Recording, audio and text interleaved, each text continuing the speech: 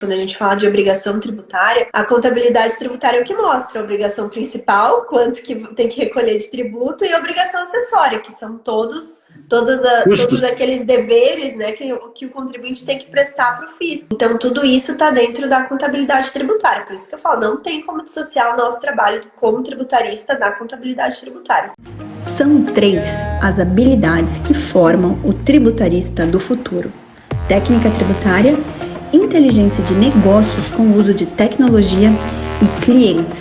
Aqui nesse podcast eu vou te mostrar onde deve estar o seu foco, pois quando você foca naquilo que você tem controle, os resultados vêm e duram a longo prazo. O fato é, o futuro já chegou. Ser um tributarista medíocre ou diamante? A escolha é sua. Vamos começar oficialmente, né? Sejam todos muito bem-vindos, todas muito bem-vindas a mais um episódio do podcast que eu sei que vocês amam, que está dentro do coração de vocês, que a gente sabe. Podcast Tributarista do Futuro.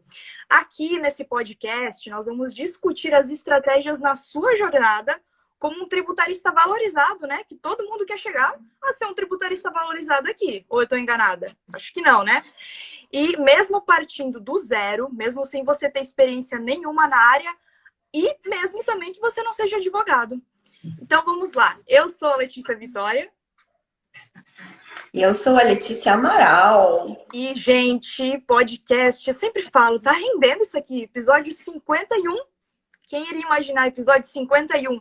E hoje com um tema, como sempre, muito especial. Ó, pensem aqui no tema, ó, contabilidade tributária e o tributarista valorizado. O que vocês querem ser, né? Tributarista valorizado.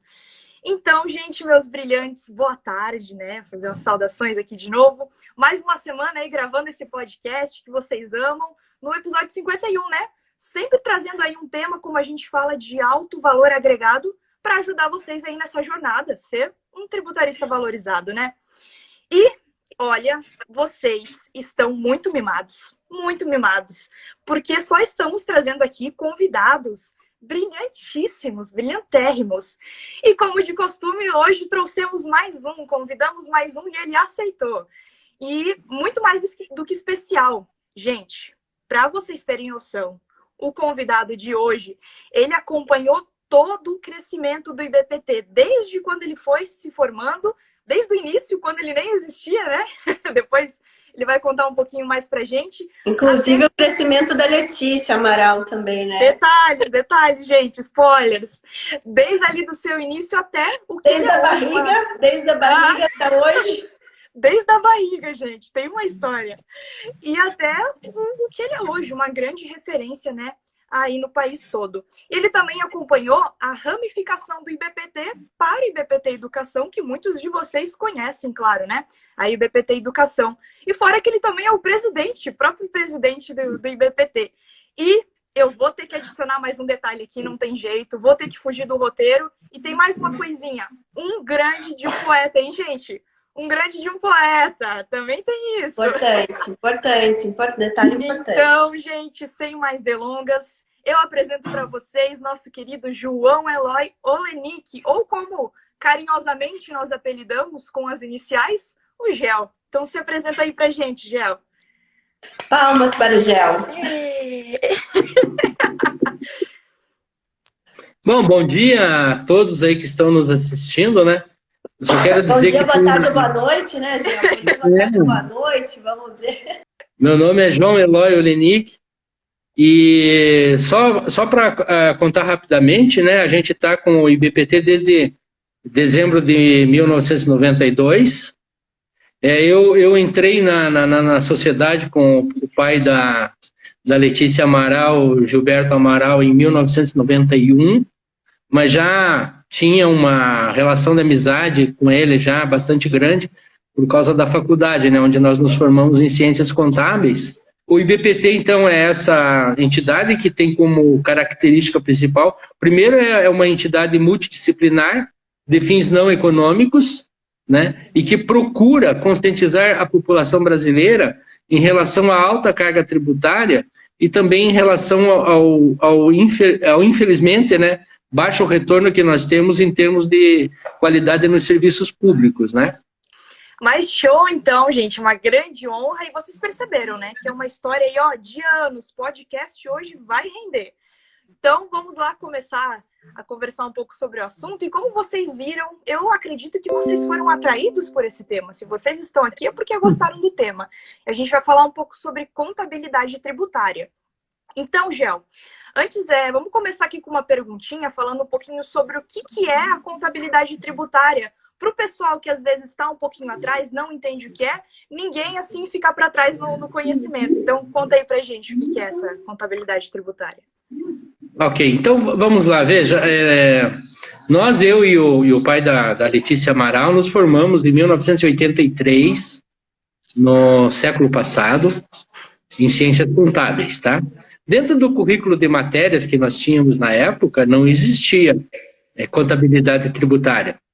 Eu fui conhecer contabilidade tributária a partir do ano de 2003, mais ou menos, porque é um conceito mais moderno, né? É aliar a contabilidade normal, comercial, ou até a gerencial, com o aspecto da questão tributária. Isso se dá por quê? Da importância cada vez maior que se dá à questão dos tributos. Nós sempre falamos aqui que os tributos representam o maior custo para as empresas em quase todos os ramos, disparadamente. E então, por essa importância toda, a importância do fisco, a importância da fiscalização eletrônica, a importância de tudo isso daqui, criou-se um tema, um nome, e chamaram de contabilidade tributária. Mas nada mais é do que a própria contabilidade, só que você retira, entre aspas, dessa contabilidade, tá, a administração dos tributos de uma empresa. Então, você vai extrair da contabilidade aquilo que você acha necessário para você poder trabalhar com isso com o objetivo de diminuir ou minimizar os custos tributários da empresa. Mas é uma contabilidade normal, entende? Está dentro da contabilidade normal, só que você vai se focar naquilo que vai representar o registro dos fatos contábeis que venham a denotar recolhimento de tributos. Isso é a contabilidade tributária. Isso aí. E com você, Lê, como é que foi a sua experiência? Porque em 2003 você estava se formando, né? Eu até nem sabia, Gel, que o termo contabilidade tributária era mais recente. Gente, porque a faculdade de Direito nem fala de contabilidade, né? Sim, começando por aí, né? Faculdade de Direito não sabia nem o que era contabilidade de Direito, né? A gente aprende legislação, contabilidade, passa ao largo da faculdade. E eu só vi que eu tinha que saber de contabilidade quando eu realmente tinha que atuar e ver contabilidade, ver os documentos contábeis dos clientes. Então, isso para mim veio muito na prática. E depois que eu já tinha me formado, eu fui fazer um cursinho básico de contabilidade para entender um pouco o que era balanço patrimonial, ativo, passivo, débito e crédito, um monte de aspectos gerais, princípios contábeis, mas aspectos gerais da contabilidade que eu senti a necessidade, atuando como tributarista na parte tributária ali, eu senti essa necessidade de ter conhecimento. Mas o que o Gel está trazendo uma questão interessante, porque o que a gente sempre fala aqui, né, Lelê? A gente fala do tributarista de inteligência de negócios, aquele tributarista que é capaz de olhar os dados tributários e levar a inteligência de negócios para os seus clientes, né? Estratégia para os seus clientes. E o Gel está trazendo assim, um fato bem importante. Onde estão os dados tributários? Na contabilidade tributária. E é exatamente sobre isso. E quando a gente vai falar ali sobre planejamento tributário, quem aí já ouviu falar do planejamento tributário? Comenta, acho que no YouTube ali tem o chatzinho aberto. Quando a gente vai falar sobre isso, sobre o planejamento tributário, ô Gel, qual que vai ser a importância da contabilidade tributária nesse caso? Conta aí um pouquinho pra gente. Tá. O planejamento tributário, tá, são procedimentos que nós fazemos dentro das empresas, ou organização, no caso de grupo de empresas, né, em que nós optamos entre as várias formas que a gente tem de fazer os negócios jurídicos, aqueles que nos deem o menor tributo possível. Praticamente o planejamento tributário é exatamente isso. Agora, se a contabilidade é que registra todos os fatos contábeis da empresa, obviamente a contabilidade também vai registrar os tributos. E a base de cálculo dos tributos também. Então, na grande maioria dos planejamentos tributários, que é para fazer a economia legal de tributos, nós vamos precisar procurar os valores, encontrar os valores para verificar como está a situação atual da empresa. Por exemplo, a empresa está no lucro real, mas será que ela tem uma lucratividade que no lucro real ela está pagando o menor tributo possível? Aí você tem que fazer o quê? Você vai ter que procurar qual é a lucratividade da empresa para você verificar isso. E como é que você vai fazer isso? Você tem que ir na contabilidade. Porque a contabilidade vai registrar as receitas, despesas, custos, para você verificar qual é o resultado da empresa antes dos tributos. Então não tem como fugir da contabilidade quando você vai escolher um regime fiscal para a empresa. Isso nós estamos falando no planejamento tributário mais simplificado que existe, que é o quê? Verificar se a empresa está no regime correto em relação a pagamento de tributos, né? Mas, diante disso, nós temos operações do dia a dia, que você não precisa sair da empresa para fazer planejamento tributário. Você pode olhar, por exemplo, a questão do desconto, o desconto comercial, o desconto na nota promissória ou duplicata. O desconto comercial, ele te dá uma economia de tributos muito maior do que o desconto financeiro. Então, são coisas assim do dia a dia. Eu vou fazer um empréstimo, por exemplo, do exterior. Aí tem o IOF. Só que na legislação do IOF diz que se eu fizer esse empréstimo com menos de 90 dias, eu não tenho o IOF, que é de 5%, para essa operação. Então eu vou fazer o quê? Eu vou fazer um empréstimo acima de 90 dias. Mas sempre o planejamento tributário, gente, ele é feito antes do fato gerador do tributo. Porque aquilo que é feito depois do fato gerador do tributo, geralmente, tá, a gente tem aí a questão da sonegação, a questão das coisas que realmente não estão dentro da lei. Porque planejar é o quê? É você fazer antes. O próprio nome está dizendo isso, planejamento. E não depois de uma situação já consolidada. Então, o planejamento é muito, muito, muito importante para a empresa, principalmente aqui no Brasil, em virtude da nossa altíssima carga tributária que recai em cima dos empresários em geral, das empresas, né? Então, como ela é, vamos dizer assim, o maior custo que as empresas têm, a grande maioria delas, obviamente, repassa por preço, mas isso também não alivia nada, porque se você repassa uma quantidade muito grande, um valor muito grande por preço, você perde competitividade, né? Aí não adianta você ter um preço muito alto, por causa que se embutiu os tributos, e você não consegue vender seu produto. Então não adianta nada. Então você tem que absorver, de qualquer forma, uma parte desse custo, desse prejuízo, entre aspas, para você poder ser competitivo. Mas aonde é que você vai buscar esses valores? Você vai buscar, na grande maioria das vezes, na contabilidade.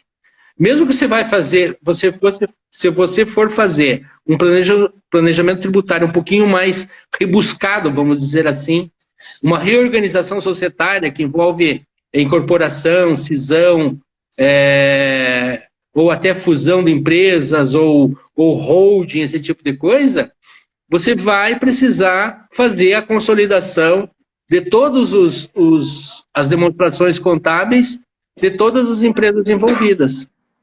Então, a contabilidade, ela está, olha, vou usar aqui um termo até engraçado, é grudada. Ela está grudada no planejamento tributário. É muito difícil você tirar de um sem que você tenha que olhar o outro, sabe? Então, é muito importante, inclusive, para todos aqui que estão nos ouvindo, que querem ser, ou são já os diamantes, né, como a Letícia fala, os tributaristas nível diamante, que eles conheçam, pelo menos com razoabilidade, como mexer com os valores da contabilidade. Porque é muito importante. E, inclusive, eu acho que a aula que eu vou dar agora o semestre que vem, desculpa, não é semestre que vem, o mês que vem? Mês que vem, eu acho que na comunidade. Em outubro, acho que é dia 20, né? Dia 20. É dia 20 de outubro, eu acho que eu vou resgatar aquela aula, Letícia, de como você fazer as interpretações das demonstrações contábeis. Olha, gente, ó, quem aí é da comunidade, levanta a mão. Já tem aqui o spoiler da aula do dia 20. Olha só. Isso, eu acho que é dia 19, né, Lê? Dia 20 é uma quarta. Se a chefa aí autorizar e permitir. Tem que ver lá certinho, mas vamos confirmar. Não, eu sei porque o Matrix 2 começa no dia 18, é uma segunda-feira. As aulas da comunidade são sempre na terça. Mas assim, o tema a gente já tem aqui, ó. Isso aqui é spoiler só de quem acompanha ao vivo, entendeu? Benefícios que a gente traz para vocês. Ô, Gel, até pegando esse daí, eu acho que seria legal, gente, ó, já aproveitando para fazer um podcast, reunião de trabalho. Aqui é um negócio conversado. Mas já que a gente tá falando de contabilidade, eu quero aproveitar que o gancho que o Gel trouxe, que ele vai dar mais uma aula na comunidade lá na semana do dia 18. Falar o seguinte, Gel, olha só, ontem a gente foi fazer uma visita numa indústria aqui próximo de São Francisco do Sul, Jaraguá do Sul. Jaraguá do Sul é um grande polo industrial aqui do norte de Santa Catarina. E a gente foi visitar o chão da fábrica. A gente foi na fábrica, viu todo o processo produtivo, as máquinas, o que eles fazem lá. Até para a gente poder fazer o quê? Planejamento tributário, né? E qual que foi o nosso documento de base? De onde que a gente começou a olhar os números da empresa? O balanço, né? O balanço patrimonial, na verdade, o balancete, né? A gente pegou o último balancete analítico ali com todas as contas, né? Do ativo e do passivo. E eu acho que é bem legal, Gel, se você pegar, trouxer um balancete para o pessoal ver, conta quais são os pontos que a gente consegue, por exemplo, ver onde estão as despesas, porque a gente sabe que as empresas de lucro real, muitas despesas geram o quê? Crédito, né? Não só de PIS, mas tem despesas que, no caso de indústria, geram crédito de IPI e crédito de ICMS. Então, a gente está falando de planejamento tributário, está falando de redução, né?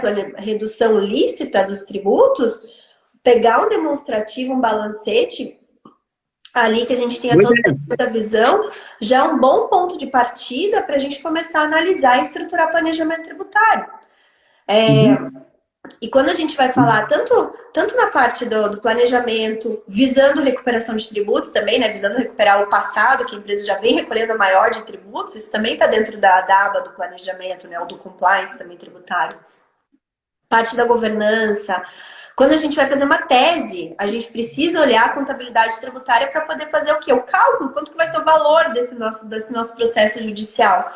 Então, não existe hipótese em que o tributarista não vai precisar olhar a contabilidade tributária. Ele não precisa ser um especialista, fazer a apuração, fazer a contabilidade em si da empresa. Mas ele precisa olhar a contabilidade tributária, como eu falei, é dali que a gente extrai os dados que vão fazer com que, a partir do nosso conhecimento, a nossa técnica tributária, a gente leve inteligência para o negócio do cliente, porque o cliente possa crescer. Então, aí, puxando o gancho, acho que seria legal já você trazer para o pessoal da comunidade, para os alunos lá da nossa comunidade tributarista do futuro, nessa aula de demonstrativo, um exemplo possa ser, eu peguei o balancete porque ele vem bem analítico, né? Ali a gente consegue ver bastante coisa. Olha, aqui está a apuração dos tributos. Você quer saber quanto que a empresa está recolhendo de INSS? Ó, tá aqui. Então, isso acho que facilita também para o pessoal ver, porque a gente consegue, ontem, só com o balancete, a gente vai fazendo várias perguntas estratégicas para o cliente, falando, vamos olhar isso aqui, vamos olhar isso daqui. Aí, a hora que a gente vai no chão da fábrica, né, a indústria é bem interessante, porque a gente consegue ver exatamente o que eles empregam no processo produtivo. E isso é importante para a gente olhar, PIS/COFINS, olhar ICMS, enfim. E aí a gente consegue olhar o fato ali, que eu sempre falo, né? A gente precisa entender o negócio do cliente com a documentação para poder levar a estratégia. Então fica a dica aí. E você falando isso me deu até um gatilho aqui de uma pergunta bônus. Muitas pessoas aqui, elas reclamam, é uma das dores aqui do pessoal, dos nossos ouvintes, dos alunos, que é morar numa cidade pequena. E Lê, você percebe, você morando aí em São Francisco, eu também, né? Pouquíssimos habitantes. Você consegue ver, vocês trabalham aí no escritório da Dan com bastante médias empresas, né? Você consegue ver também essa associação da contabilidade tributária quando vocês vão fazer planejamento tributário, mesmo nas cidades pequenas? Isso vai ser relevante também? Independente do tamanho da empresa, a gente precisa olhar a parte contábil, né? A contabilidade tributária a gente vai precisar olhar. Desde de microempresa até grandes empresas, a gente precisa olhar Para tudo que a gente for fazer, a gente precisa entender qual que é a realidade tributária daquela empresa, e isso que nos traz é a contabilidade tributária dela, para a partir daí poder fazer estratégia. Então, tudo passa de uma análise, né? Dessa análise, uma revisão, para trazer uma estratégia para a empresa. Viu só, gente? Vocês aí que moram em cidade pequena, não tem desculpa não. Contabilidade tributária é muito essencial para um tributarista prestar os seus serviços, né? Independente do tamanho da empresa. Comenta aí, a gente quer saber. A gente gosta de saber sobre vocês também. Ali no YouTube, vocês são de cidades pequenas? Como é que é a cidade de vocês? Tem muitas empresas? Comentem ali que depois a gente vai dar uma olhadinha.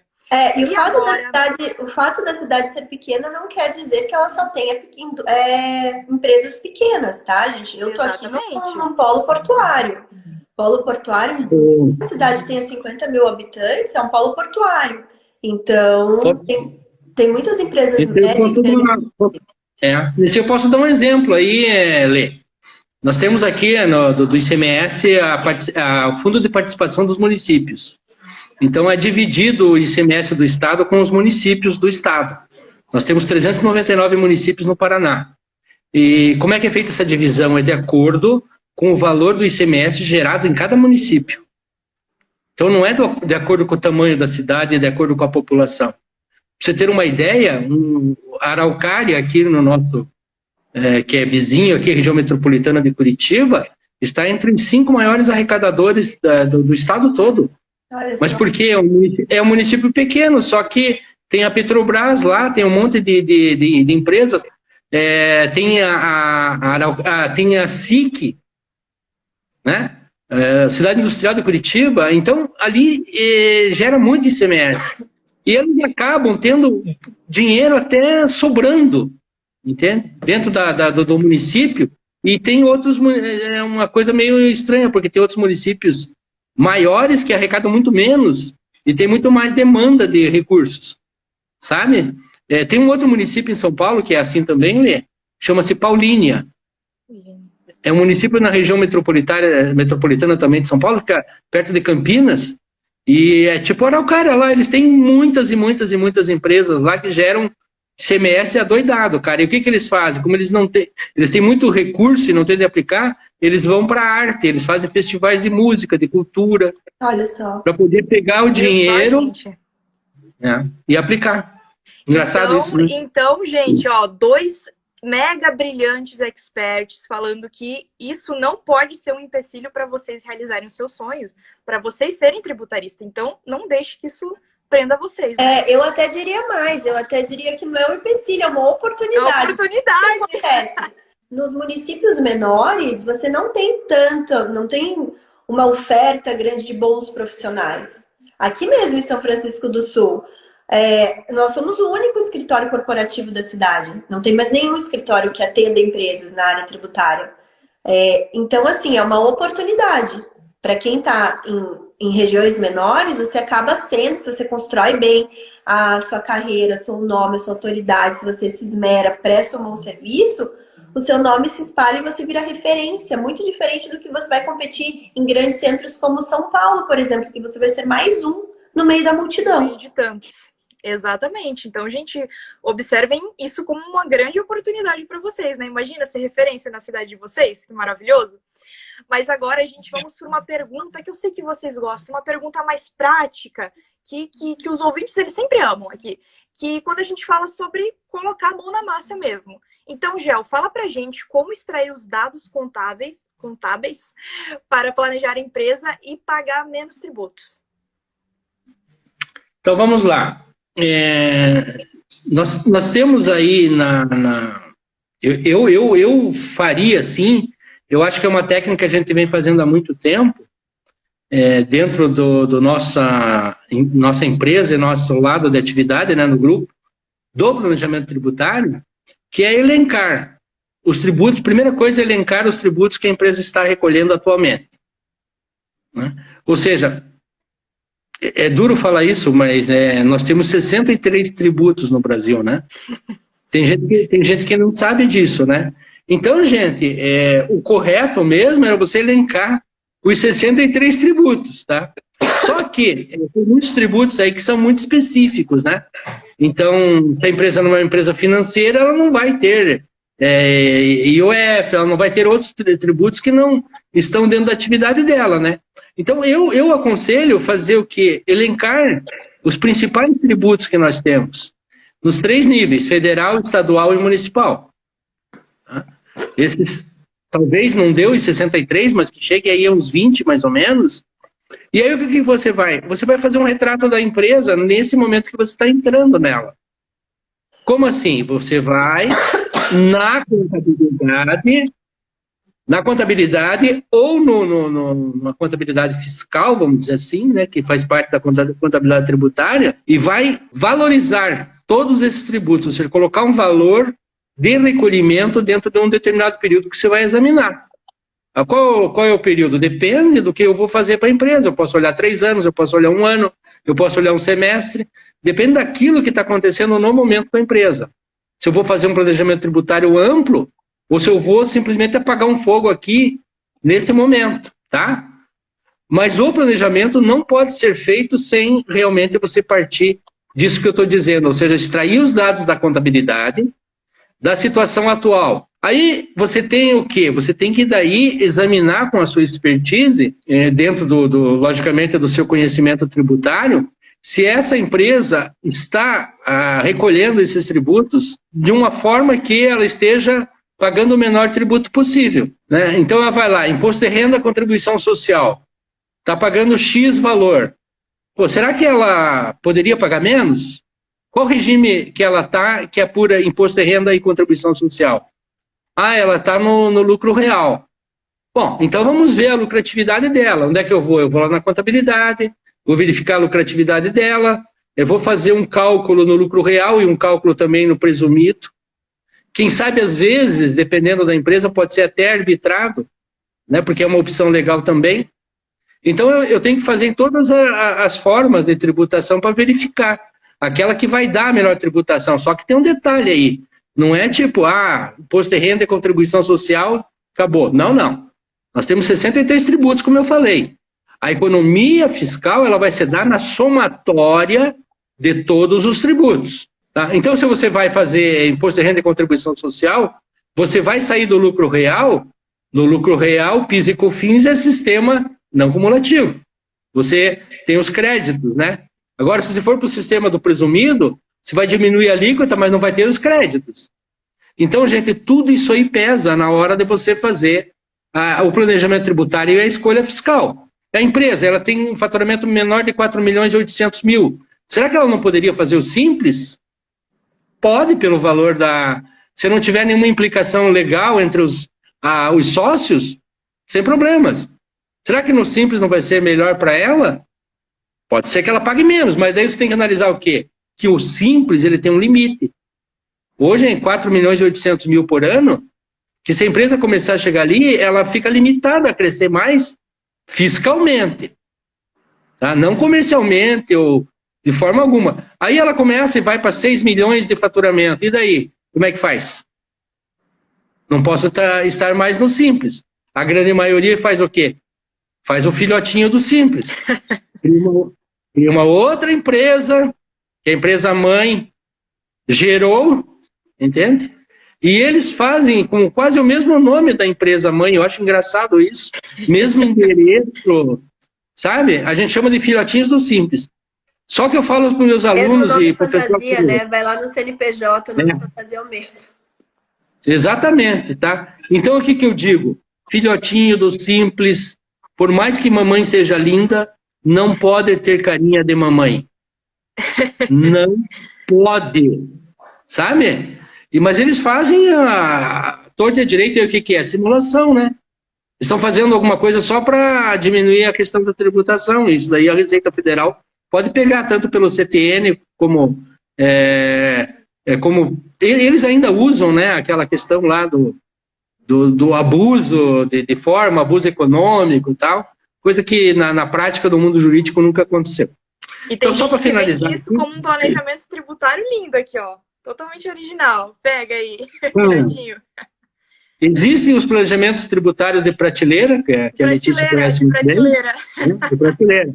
Tá, eu quero o quê? Eu quero uma cisão para eu ter 2 empresas no Simples.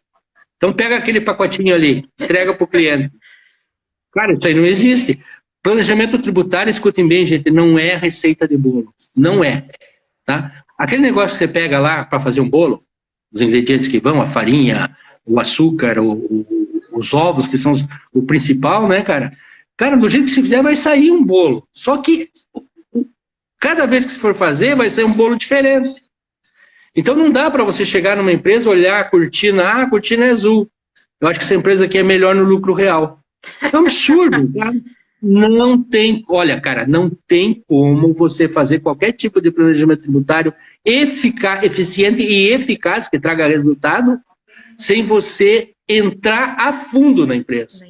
Você tem que entrar a fundo, como a Letícia foi ver lá a questão da produção em Jaraguá. Então é isso, cara, não tem, olha, sem dor não tem ganho, como dizem os ingleses, não né? Tem, galera. Exatamente. Então tem que trabalhar, não tem que arregaçar as mangas, tem que entrar, tem que, entre aspas, fuçar mesmo, o termo não é um pouco pejorativo, mas é isso mesmo, em tudo, verificar todas as situações da empresa, em todos os tributos. Aí sim, um relatório final, em que você mostra qual é a opção da sua empresa, porque você não pode impor nada ao empresário, que ele é o dono da empresa. Ele faz dela o que ele quiser. Então você dá o quê? As opções que ele tem, não precisa ser uma só, pode ser várias, e aí junto com ele faz uma reunião e vão escolher aquela opção que lhe dá o menor tributo possível. Só que tem um detalhe, em planejamento tributário você tem 3 variáveis que você vai ter que olhar sempre que você for fazer o planejamento tributário. Não pode deixar nenhuma de lado.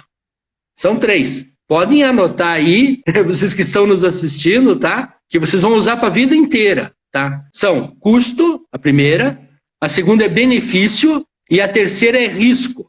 Então, todo o planejamento tributário você vai ter que analisar custo, benefício e risco. O que adianta eu fazer um planejamento tributário que eu tenho um benefício de 100 se eu vou ter um custo de 120? Nenhum. Inclua os honorários para o tributarista no custo, tá? Cara, no meu tempo, olha, porque às vezes a gente coloca lá os honorários que vão lá nas alturas, o benefício para o cliente vai ser mais baixo do que a gente está cobrando. Então, na hora de precificar, é importante ter isso em mente. Então, Letícia, eu estou nessa estrada aí em planejamento tributário desde 91, tá? Eu vou dar um testemunho aqui.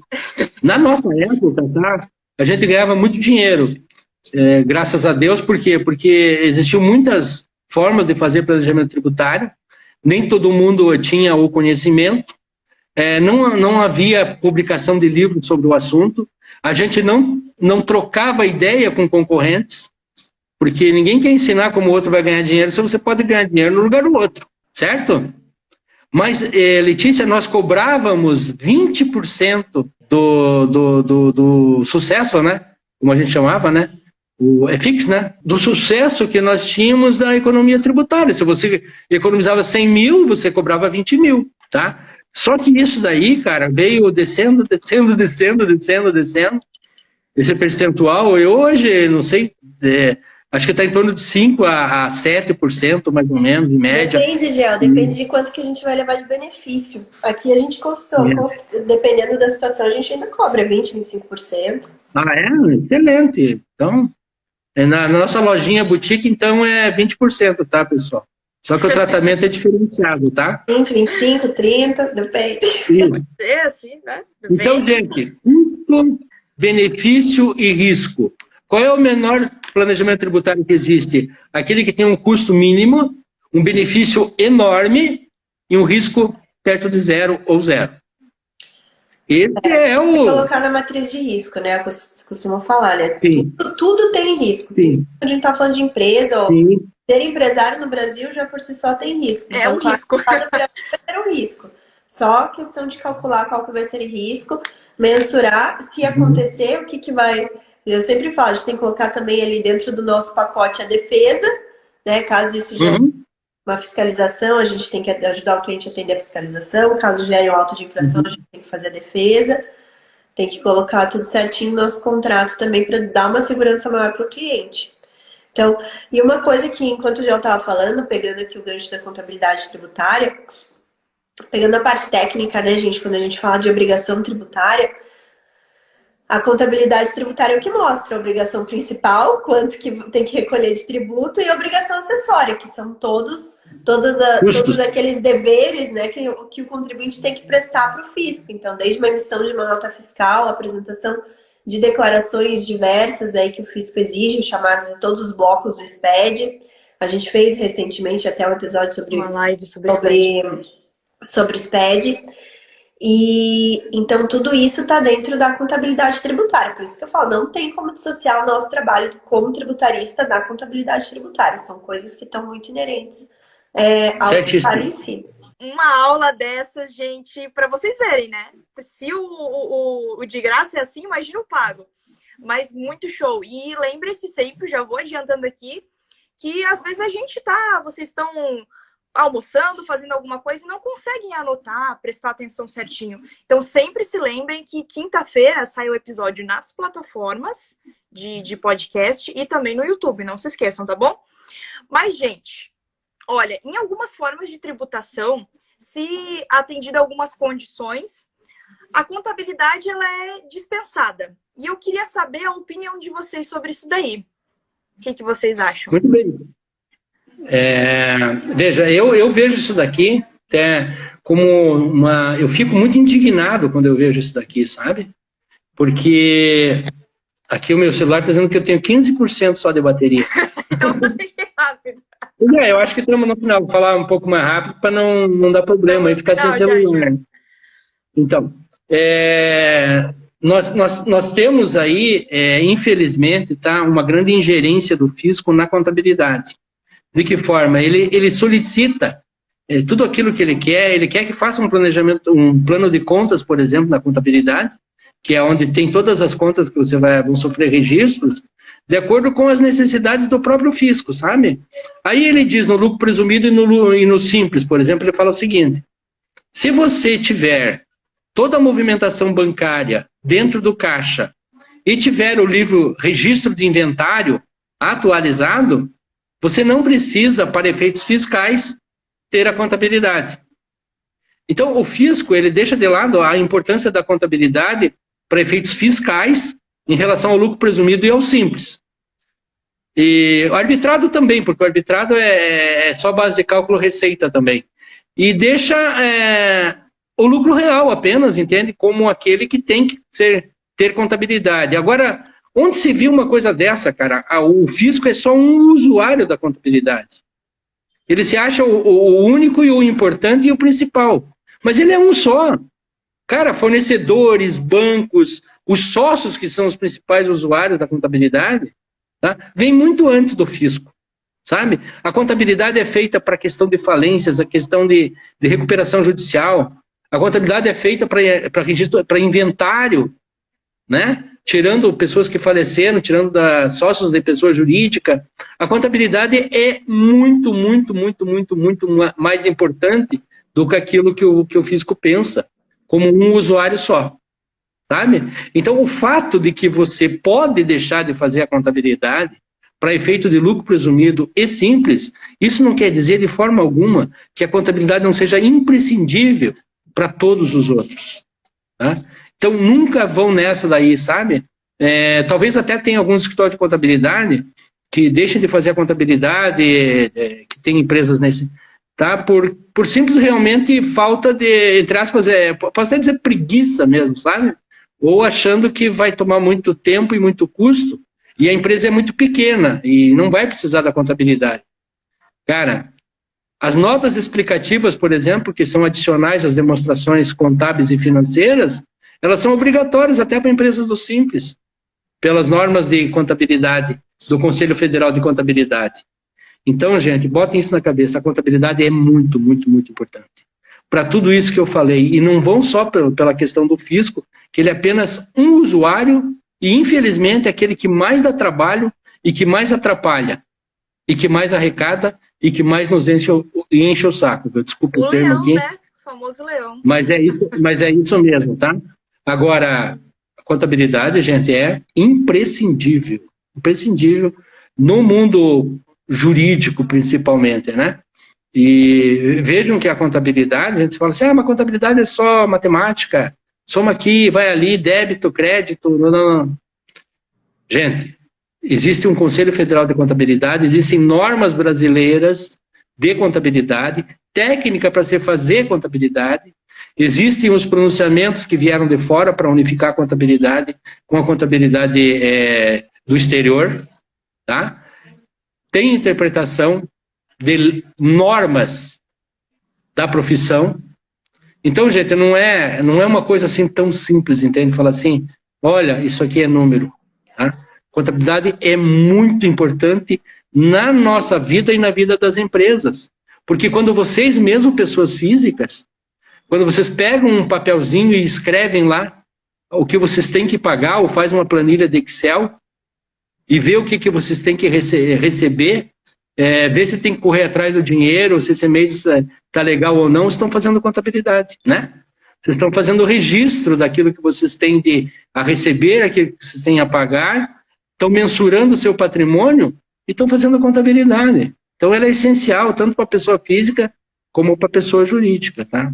Muito show, gente. Entenderam, né? Mega importante contabilidade. Que aí é um debate bem profundo, eu acho que vem assim, vem ganhando pouco espaço na questão dos próprios profissionais da contabilidade, né? Fugindo especificamente da questão do tributarista, mas a gente sabe que há uma desvalorização da profissão. Assim como também na advocacia tem, né, gente? Na advocacia também tem vários aí debates, mas por isso que cada vez mais é importante que o próprio profissional da área contábil se posicione não apenas como um mero cumpridor de obrigação acessória do fisco, né? Porque é o que o João falou, não é porque a legislação fiscal não exige que a legislação contábil mesmo não vai exigir que as empresas tenham uma contabilidade. E a importância por isso que vem se falando tanto de contabilidade consultiva, de BPO na contabilidade e tal, porque justamente a partir dos números que a empresa tem clareza da sua posição atual, tem clareza do quanto ela precisa crescer, do que ela precisa buscar aí para melhorar a sua performance comercial, negocial, enfim. Hoje de manhã eu estava em reunião com uma contabilidade. Só para exemplificar, tá, gente? Olha só como os contadores, eles têm uma missão bem importante, assim, de se posicionar, de firmar autoridade, de trazer realmente a importância deles, né? Porque, olha só, vamos pegar a questão da tese do século. O que veio a tese do século? Exclusão de semestre abaixo de cálculo do PIS da COFINS. Muitas empresas não ingressaram com medida judicial, mas têm direito. O Supremo reconheceu o direito para todos a partir lá de março de 2017. O que acontece? Muitos profissionais estão chegando... Colegas, vou pegar advogados, esse caso específico. Foi um advogado, chegou para o cliente e falou, olha só, o cliente quis saber, olha, como que eu faço agora para excluir o semestre da base de PIS/COFINS? O advogado não era um tributarista, tá? Era um advogado jurídico da empresa.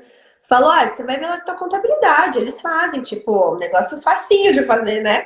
Aí chegou para a contabilidade falando, olha... Eu quero, agora meu advogado falou que agora tá com contabilidade, a contabilidade tem que fazer. Gente, isso aqui é um trabalho, você levantar todas as obrigações acessórias, certificar, para fazer o cálculo já é trabalhoso, você levantar uma empresa, por exemplo, que tem muita emissão de nota fiscal, é uma apuração detalhada, volumosa, e não está incluído nos honorários contábeis mensais. Então a contabilidade tem essa dificuldade. Ela falou assim para mim, Letícia, eu falei pro cliente que eu não fazia, não é porque eu não consigo fazer, é porque ele não vai me pagar. Tá na minha aba de serviço de contador. É porque ele não vai me pagar. E se eu passar um orçamento, ele não vai me pagar. Então eu prefiro colocar outro profissional para poder fazer o levantamento, porque eu não vou destinar o meu tempo na minha equipe para algo que eu não vou ser remunerado. Sim, exatamente. É uma questão que a gente sempre... Tudo na contabilidade você faz, o contador faz... Tudo está na mão do contador, quando não é uma realidade. Mais do que a obrigação. Aí termina... E fica essa obrigação, e isso não é verdade. Então é um debate um pouco, né, um buraco um pouco mais embaixo, mas é uma coisa importante que a gente também tem que enaltecer e incentivar mesmo os contadores a que se posicionem e coloquem ali, mostrem que eles também exercem trabalho consultivo, que existem horas trabalhadas ali que estão fora do contrato de uma apuração contábil mensal. E é exatamente isso o que a gente traz com esse podcast, não só com o podcast, mas com todos os conteúdos aqui que vocês encontram no Tributarista do Futuro, né? E nas outras casas também. Uma questão que a gente sempre baixa, acho que foi feito até um podcast sobre isso, é a valorização. É você se impor, você se posicionar como tributarista é muito importante, principalmente para o contador que sofre dessa dor.